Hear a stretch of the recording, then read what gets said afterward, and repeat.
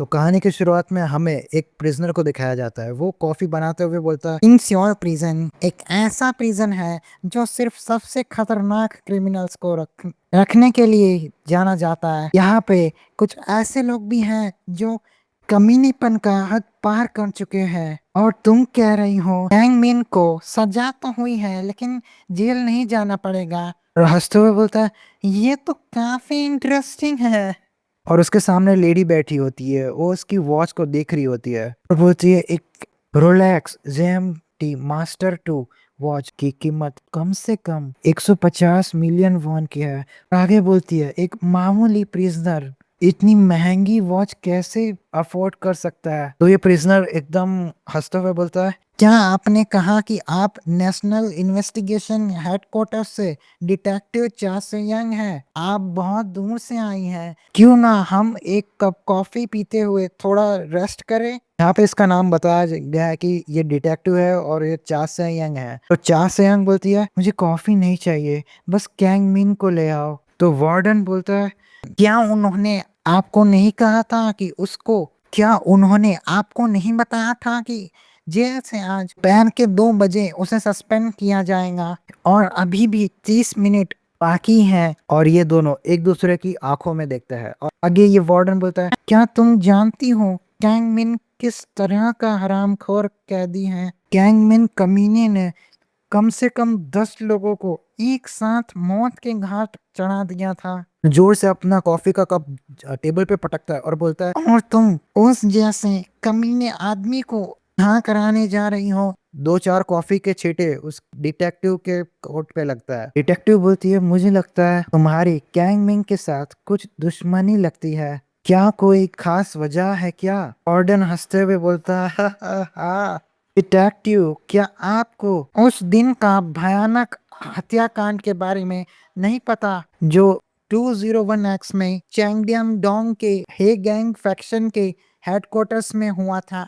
ओ, शायद आप उसके बारे में जानने के लिए तभी बहुत यंग थी, इसीलिए उसने 10 लोगों को मार दिया था और दर्जनों को हैंडीकैप कर दिया था। और उस दिन से कैंगमिन को एक टाइटल दिया गया था, द कैंगमिन द ग्रेट मैनस। और यहाँ पे ये सीन शिफ्ट होता है, हमें प्रिजन के अंदर का सीन दिखाया जाता है। एक कैदी अपनी नाइफ को मतलब शार्प करते हुए बोलता है, बॉस क्या हमें सच में हथियार को तैयार करने की जरूरत है, सिर्फ एक बेकार लड़के को हैंडल करने के लिए?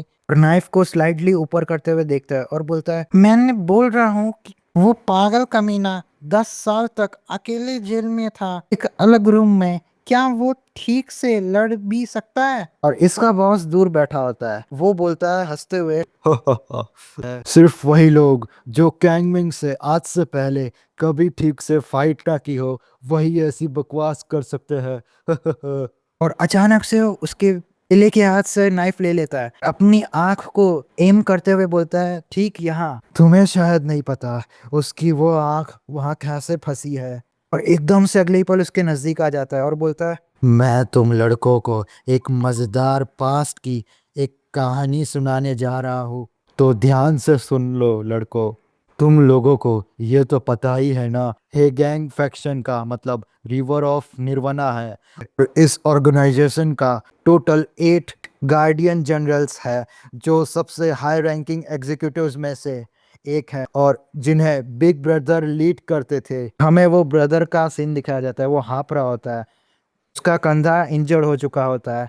और स्टोरी कंटिन्यू करते हुए वो बोलता है, लेकिन 10 साल पहले 8 एग्जीक्यूटिव्स में से 6 एग्जीक्यूटिव्स ने बिग ब्रदर के साथ गद्दारी कर दी और बिग ब्रदर और उनकी पूरी फैमिली को मार डाला। लेकिन बिग ब्रदर चाहे कितने ही स्ट्रांग क्यों ना हो, उस वक्त उसकी वाइफ प्रेग्नेंट थी। सामने दिखाया जाता है बिग ब्रदर के सामने उसकी वाइफ और उसके बेटे को होस्टेज बनाया गया होता है। बिग ब्रदर का पूरा शरीर एकदम कांप रहा होता है, दोनों वाइफ और बेटे दोनों रो रहे होते हैं और बोलते हैं, और अपने छोटे बेटे को होस्टेज बना देख, उसके पास कोई और रास्ता नहीं था। ब्रदर आगे बढ़ता है धीरे धीरे करके और आगे बोलता है, बिग ब्रदर हम सबके सामने अपने बीबी और बच्चे की भीख मांग रहा था और बोलता है, प्लीज मैं तुमसे भीख मांगता हूँ, प्लीज मेरी फैमिली को छोड़ दो और कैंगमिंग को मत बताना कि आज यहाँ क्या हुआ। और वहां पे दूर में एक सी का भाई नाइफ लेके खड़ा होता है जो उसके पीठ पीछे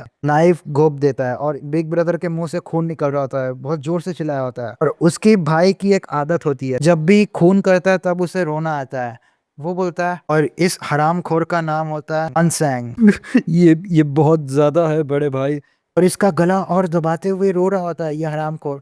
पता नहीं किसी को मारते वक्त इसके आंसू कैसे आ रहे हैं। एक नंबर का मतलब खतरनाक लग रहा है ये तो। हानसेंग आगे बोलता है, चाहे वो तुम ही क्यों ना हो बड़े भाई, तुम उस कमीने कैंगमिन का नाम क्यों ले रहे हो? तुम्हारी बातें सुनकर मुझे बहुत घिन आ रही है। ये ऐसा बोल के और 2-3 बार वो नाइफ को घुसा चुका होता है और यह हरामखोर मारने के बाद ऐसा रो रहा होता है जैसे इसकी कोई गलती नहीं है। और बिग ब्रदर इसके आगे भीख मांग रहा होता है, रो रहा होता है, बोलता है, प्लीज प्लीज एटलीस्ट मेरे बच्चों को तो छोड़ दो, मेरी बीवी और बच्चों को छोड़ दो।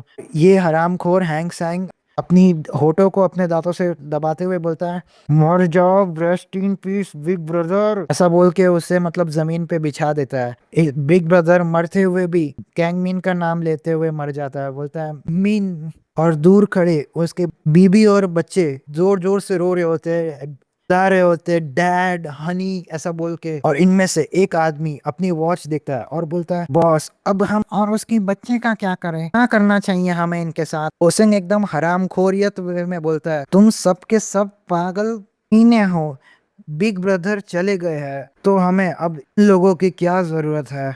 उसकी बिग ब्रदर के प्रेग्नेंट वाइफ और मासूम बच्चे को मार दिया। एकदम क्रीपी वे में स्माइल करते हुए बोलता है, फकिंग हेल, कितना खूबसूरत मौसम है। और इसी तरह से उन 6 एग्जीक्यूटिव्स का रिवेंज पूरा होते हुए दिख रहा था। लेकिन अभी उस टाइम कैंगमिन यो हासेंग के ऑर्डर पर बुसान बिजनेस ट्रिप पे था। मतलब इस हरामखोर ने उसे बिजनेस ट्रिप पे भेजा और कैंगमिन के लिए उसका बड़ा भाई एक पिता जैसा था। और जैसे ही कैंगमिन बिजनेस ट्रिप से आता है और उसके सामने उसके बड़े भाई और बीबी बच्चे को मरा हुआ देखता है, बड़े भाई का ऑरा चेंज हो जाता है, एकदम डेडली हो जाता है, अपने दांत एकदम जोर से पिसता है और जोर से चिल्लाता है, इतना जोर से कि मैं चिल्ला भी नहीं सकता। हमें कैंगमिन का बचपन का सीन दिखाया जाता है। कैंगमिन बिग ब्रदर ने कैंगमिन को तब रखा था जब कैंगमिन एक अनाथ था, उसके माँ बाप भी नहीं थे, वो सड़कों पे घूम रहा था और उसने उसे पाला पोसा और बड़ा किया और सड़क से उठाकर 8वां एग्जीक्यूटिव बनाया। और बिग ब्रदर उसको सड़क से उठाते हुए बोलता है, मैं तुमसे वादा करता हूँ तुम आज से कभी भी भूखे नहीं रहोगे, तो चलो मेरे साथ आओ। ऐसा बोल के वो उसको अपने घर पे लेके आते हैं। वो बहुत एकदम भूखा होता है तो उसको सबसे पहले कैंगमिन को खाना खिलाता है बिग ब्रदर। एकदम भूखड़ों की तरह खा रहा होता है कैंगमिन। बिग ब्रदर कहता है, तभी कैंगमिन को अपना नाम भी नहीं मिला था, उसको पता भी नहीं था कि उसका नाम क्या है। तो उसको बिग ब्रदर बोलते हैं, बच्चे आराम से खाओ, मैं कहीं तुमसे ये छीनने नहीं वाला। बिग ब्रदर की वाइफ बोलती है, हे भगवान, ये बेचारा बच्चा ना जाने कब से भूखा रहा होगा। लेकिन उन्होंने बिग ब्रदर और उसकी पूरी फैमिली को मार डाला। इसका बिग ब्रदर बोलता है, बच्चे ऐसा खाओगे तो खाना गले में अटक जाएगा, बेवकूफ कहे कि आराम से खाओ। बिग ब्रदर की फैमिली कैंगमिन के अपनी फैमिली जैसी थी। ये सब के कारण कैंगमिन का गुस्सा इतना ज्यादा था कि शब्द ही नहीं थे उसका गुस्सा बयान करने के लिए। हमें एक बंदे का दांत टूटते हुए दिखाया जाता है। तो उनमें से प्रेजेंट मोमेंट में 2 लोग थे, उनमें से एक बंदा पूछता है, लेकिन उन 6 एग्जीक्यूटिव्स ने बगावत की ही क्यों? तो वो जो उनका बॉस था प्रिजन में बैठा था वो बोलता है, बिकॉज बिग ब्रदर ने ड्रग्स, ब्याज का बिजनेस और ह्यूमन ट्रैफिकिंग के लिए साफ साफ मना कर दिया था। लेकिन वो 6 एग्जीक्यूटिव्स बिग ब्रदर के पीठ पीछे उसका फायदा उठा रहे थे।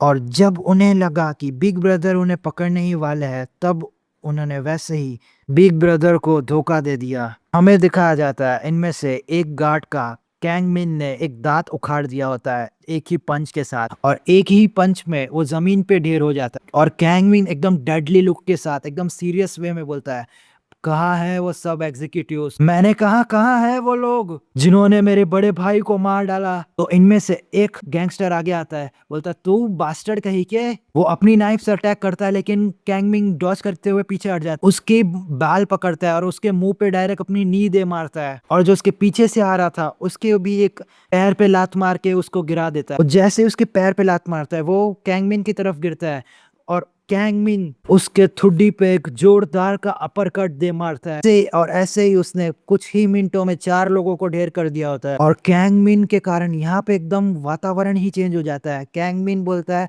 तुम किसके लिए रुके हो?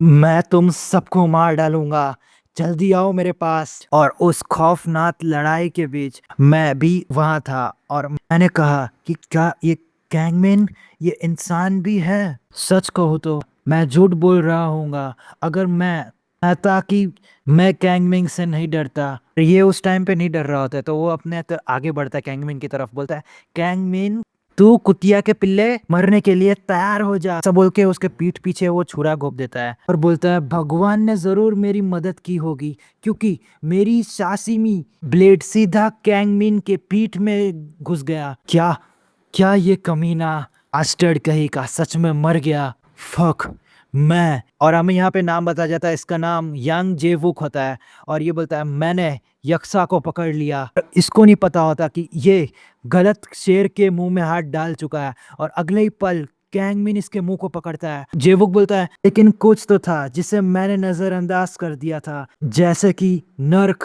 क्योंकि कैंगमिन ने इसका मुंह पकड़ा था और अगले ही पल उसकी आंख डायरेक्ट एक उंगली डाल के निकाल दी होती है। कैंगमिन बोलता है किसको किसने पकड़ा? कैंगमिन वो सिर्फ एक इंसान नहीं बल्कि कॉमन सेंस के बाहर वाला एक खतरनाक मॉन्स्टर है। कैंगमिन उसके आंख के अंदर से अपना उंगली निकालते हुए उसकी मतलब एकदम गोटी की तरह निकाल देता है आंख को, जैसे उसके लिए तो कोई एक छोटी सी गोटी हो। जेवुक बोलता है और उसी तरह से मेरी बाई आंख बाहर निकल गई और ये जोर जोर से चिल्ला रहा था मेरी आंख, मेरी आंख, फक मेरी आंख।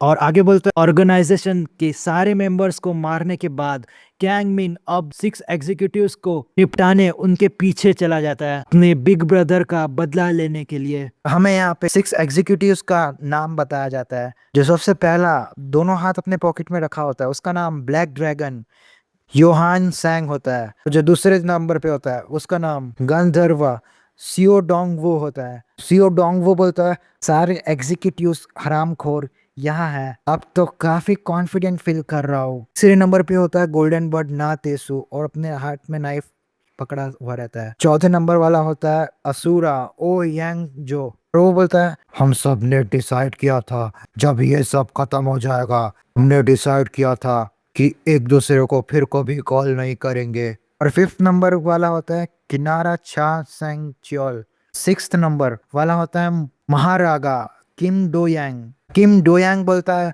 क्या हमें सच में हम 6 एग्जीक्यूटिव्स की जरूरत है वो उस बच्चे के लिए? हिसैंग बोलता है क्या तुमने तुम्हारी आंखों से नहीं देखा उसकी वो खूनी आंखें? और कैंगमिन डायरेक्ट आगे बढ़ रहा होता है और होसैंग एकदम चिल्लाते हुए बोलता है तुम सब खड़े खड़े क्या देख रहे हो, उस कमीने को मार डालो इससे पहले कि वो सारी सीढ़ियां चढ़ ले। ये सारे लोग एकदम से आगे बढ़ जाते हैं किंग कैंगमिन को मारने के लिए, लेकिन कैंगमिन अपने हाथों से एक के डायरेक्ट मुक्का दे मारता है उसके जबड़े पे, उसके खून निकाल देता है, दूसरे के भी मुक्का मारता है और तीसरे के भी, और चौथे के तो एकदम नी मार देता, नी स्ट्राइक।